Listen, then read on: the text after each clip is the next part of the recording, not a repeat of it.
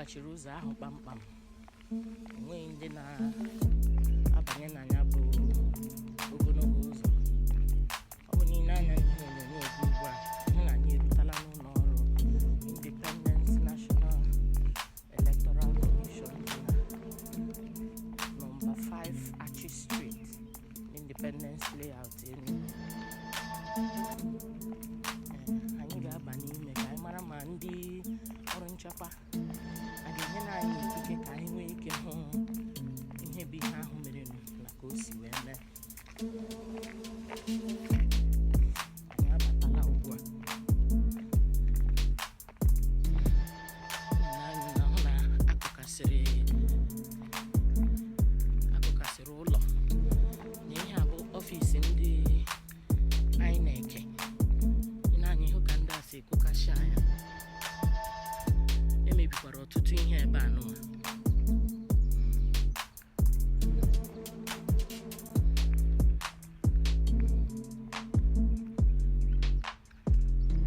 Ọ bụ na ụlọ ọrụ ndị Independent National Electoral Commission dị na nọmba 5 Archie Street, Independence Layout ka anyị na-egosi gị ugbu a. Dịka ha si wee gwa anyị ụnyaahụ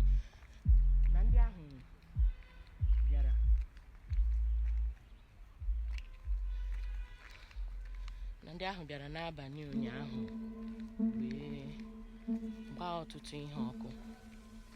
Ị na-anya kịta ị ga-afụ na ụgbọala nke akụrisiri akụri. Ị na-ekwu anya ebe a kịta ịfụ na ụgbọala nke anụwa gbara ọkụ.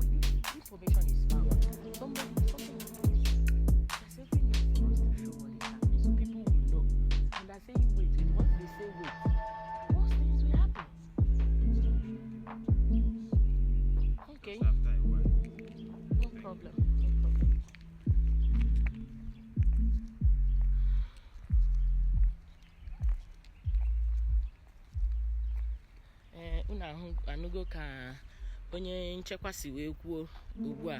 Ọ sị na anyị ga-echere na enyere ya nke bekee na-akpọ instruction si ya ndị mmadụ abatabe n'ugbu a na-anọtụ obere ka a bịa hụrụ ka ya bụ ihe si wee mee.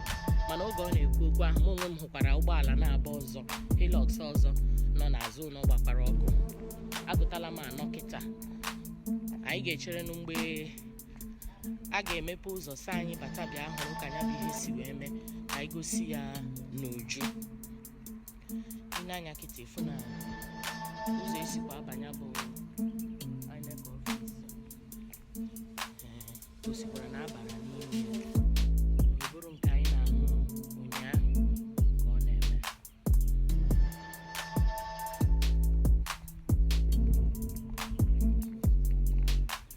Onye isi ndị INEC n'Enugu bụ Mr. Emeka Ọnọnammadụ abịabeghị ugbu a ịgwa anyị okwu.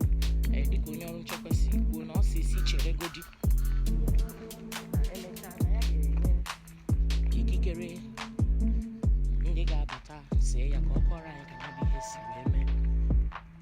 N'anya n'ọrụ Independent National Electoral Commission Office ka anyị nọ gosi unu ihe mere ugbu a.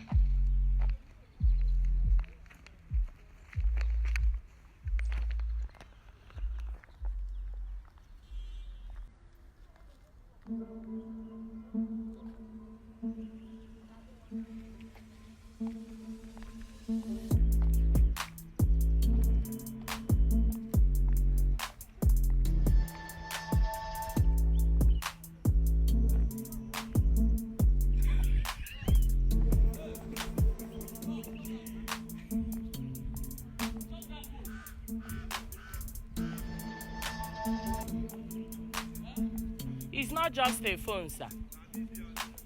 And I'm not taking you, as you can see. Sir? Uniform how?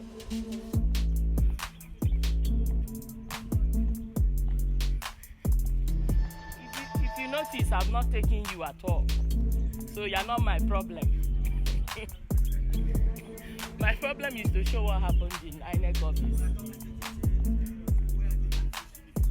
Where's the uniform of the journalist?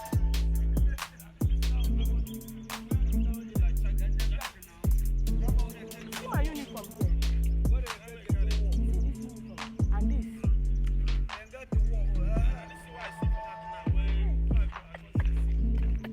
That's my uniform.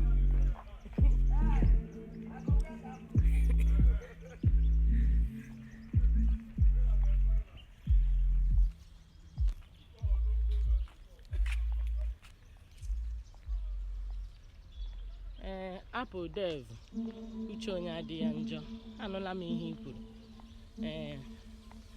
Mana dịka m si gwa gị, ihe a bụ onye ọrụ nchekwa enyere iwu ihe ọ ga-eme.